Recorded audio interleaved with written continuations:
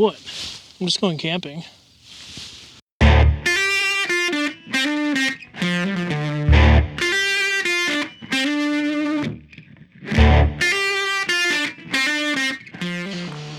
Okay, we're in Flagstaff right now, and it's 28 degrees. It's freezing, but I saw some deer out here earlier. I got a few photos of them.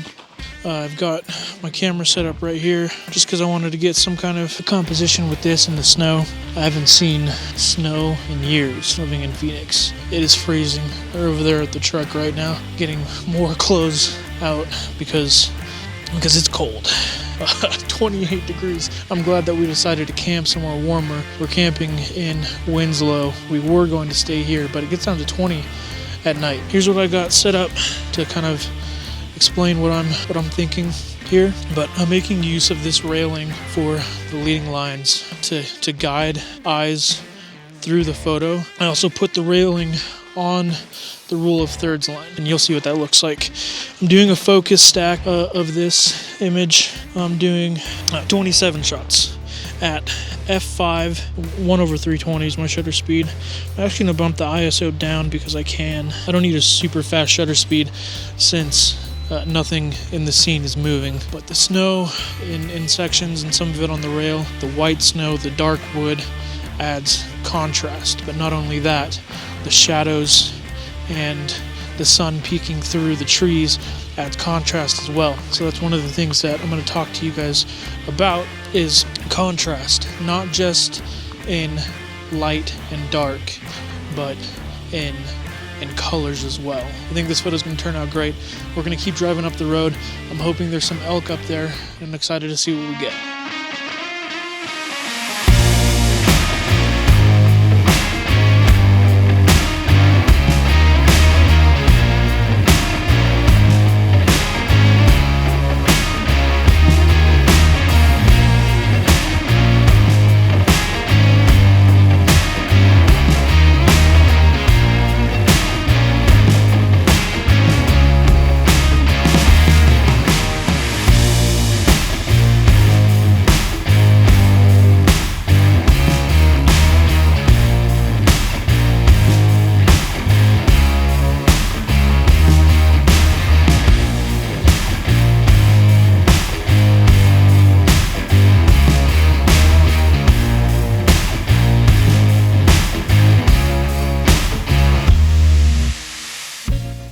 We finally made it to our campsite.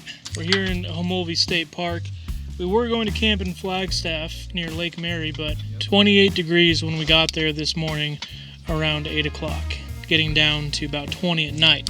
And there was snow all over the ground. So we pivoted, came here to Homolvi State Park near the Painted Desert. I have 3 tips for beginner landscape photographers and to help create more evoking images. We'll go over all these tips throughout the day, throughout tomorrow. I filmed a little bit there before we left, but the 3 tips, number 1 is contrast. Not just contrast of dark and light, but look for contrast of color or subject matter also. Number 2, guide the eyes. You want to let the photo be easy to look at. Use leading lines, a clear singular subject to create a focus point. Our eyes tend to be drawn towards the brightest part of the photo first, so we want to try and make that brightest part the subject of our photo, even if we do that in post during editing. Number 3, capture or create a story.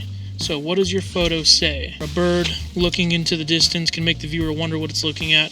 Just leave room in the frame in those instances for the bird's eyes to be looking off into something. You don't want to put the bird into the left-hand side of the frame looking that way, just completely cut off by the edge of the frame. I'll show you some photos of some deer and some elk where I displayed that. Super windy here in Winslow. We had a heck of a time setting up the tent, almost flying away. We're about to go get some lunch right now at the root beer stand and then head to the Painted Desert. I mean, this weather is just insane right now. Windy. It wasn't supposed to be raining. These clouds are looking super ominous. I'm still going to take the drone out to see what compositions there could be, get some footage for you guys. So let's get on the road.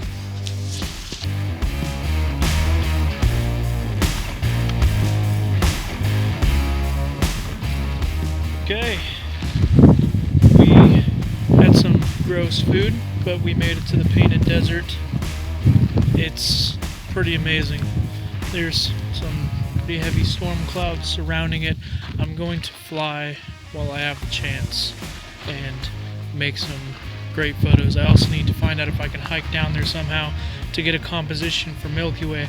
But if these clouds don't clear up tonight, then I'm thinking there's a slim chance that I'll be able to actually capture the Milky Way at 4 o'clock in the morning.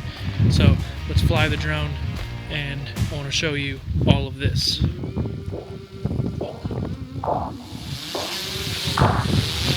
I came from the mud, there's dirt on my hands.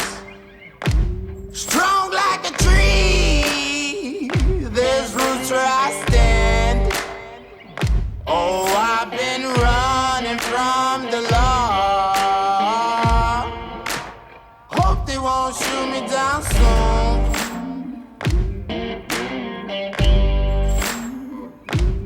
They sing on a sleepless night. Try to catch me howling at the moon.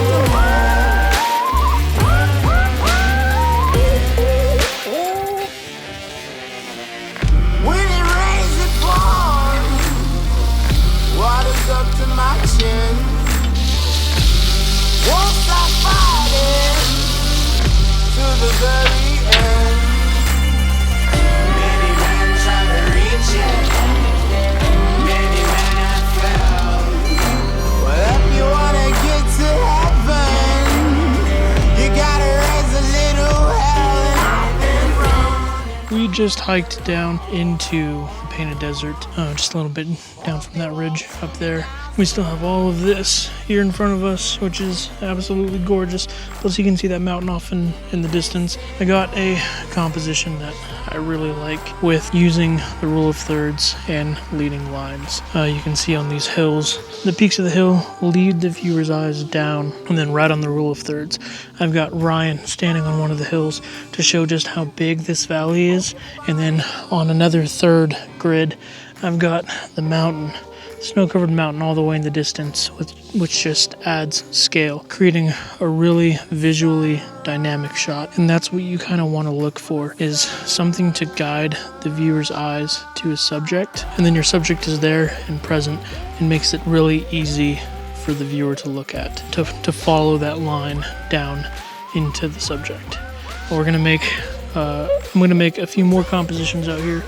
I want to get some drone shots as well of Ryan and Seth down in the valley.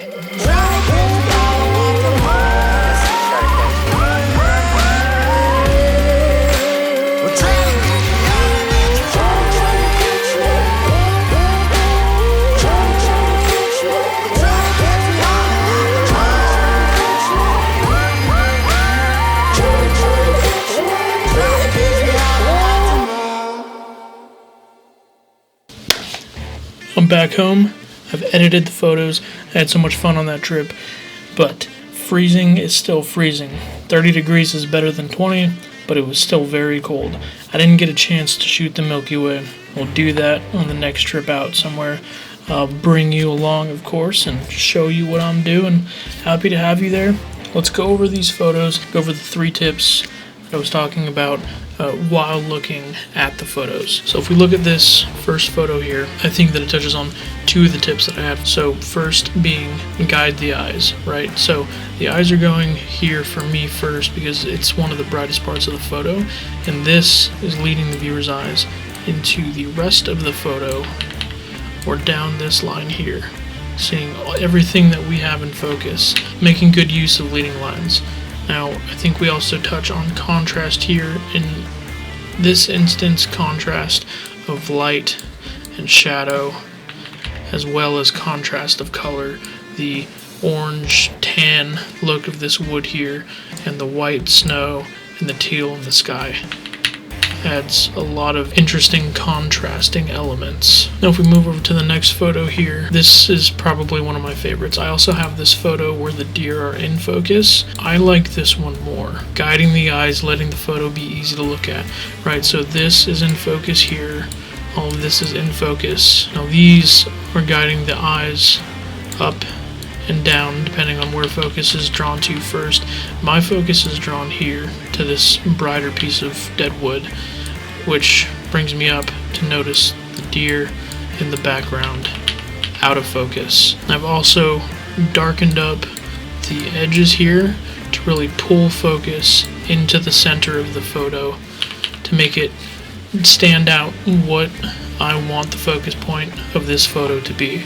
I'll show you guys a quick before and after of the photo here. There's something that really draws me in to these deer being out of focus with the trees here being in focus. Let's move on to the next photo. I'll try and wrap these off real quick so I don't take up too much time, but contrast here, not of light and shadow but of colors. So the yellows and oranges down here on the shore, right into the blue of the water, into the blue of the sky. So really contrasting colors. Now if we look at a grid line, so I put the horizon right on the top third of the grid to create even separation of the foreground elements and the sky. Now, onto this photo here, I mentioned you want your subject to be the brightest part of your photo. I kept this elk bright while I went through my edit and darkened up this corner here, the road, and kept this elk bright.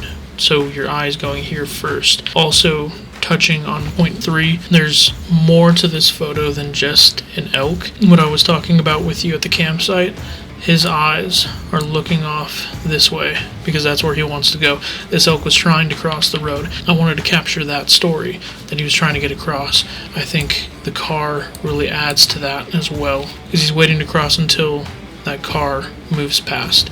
Now I've got him set up on this lower left third of the grid, and I left all this space over here for him to be looking off into, which just adds to the story. Now this here mostly touches on tip 2, which is guide the eyes, right? So we have this leading line going down, these going down on the side here, guiding eyes straight down the middle of the road up into the sky. And if we look at the grid, I've also got the horizon set here on the top third of the photo. And this honestly is one of my favorite photos from the trip, even though it's just a road. The way that I captured it, it's simple and it's open. This here, when we finally got to the painted desert and it was raining, guiding the eyes again here, coming up to this ridge here, which can take the eyes down and across the rest of the photo. All of these ridges coming up into here, leading the eyes down. And again, I've got the horizon set on the top third. Here's a little side tip for you. If there's really not a whole lot interesting going on in the sky and you're doing a landscape shot, then situate it on the top third of the photo. And if the opposite is happening, where there's not a whole lot of interesting going on the ground, but you've got a crazy sky, thunderstorms, rainbow, something like that, then reverse it. You want to set the foreground ending on the lower third, the horizon taking up the whole top third of the photo. It just depends on what's going on in your photo and what type of story you're trying to tell. So I've got this mountain here situated in the top middle grid, but all these lines coming up into the photo, leading eyes up to the top. My eyes are drawn to this lower portion first because it's the brightest part of the photo. I'm trying to guide eyes up until they've made it through the whole photo. And here, this is the photo that I was telling you about, where I put Ryan here on the third grid and the mountain with snow on it on the third grid. Here, the horizon again begins on the top third of the photo, and these hills right here can guide right on down to Ryan until eventually the viewer looks at the rest of the valley and gets up to the sky. Now there's really nothing happening here with this sky, so I wanted to make use of that tip where I'm cutting out the uninteresting as much as I can while keeping in mind the rule of thirds. And finally, this photo here. I've wanted to make a photo like this for a long time. What I really love about this photo is that you can't tell what it is from first glance, but all these natural colors that appear in the rock and the hills is just mind-blowing. That it exists in sediment and rock. Looks like it could be a painting or a Google Earth image. So I really love this photo. But I hope these tips were helpful. I hope you got something useful out of it. Leave a comment below if you have any questions. I'm happy to help you along your photography journey. I don't know where I'm going next, but I've got a lot of places that I want to go. Monument Valley's on my list. Joshua Tree National Park, Zion, the Valley of Fire, all these places in the western United States that I can't wait to go see and make some photos out of. I'll have more tips for you in upcoming videos, and thanks for watching. Until next time. To guide eyes through the photo. Man, it is so cold. My hands are freezing. So we didn't expect it to be this windy, but we might as well go kite flying or parasailing or whatever this is, holding the tent from flying away while Ryan gets the steak.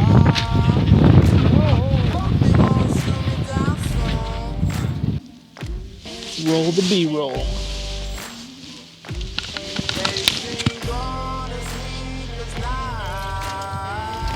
How many tortillas came in that bag? 16.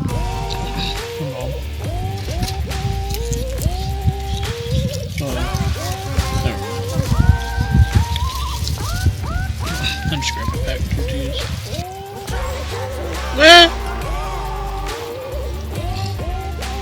Sometimes it just got a noise.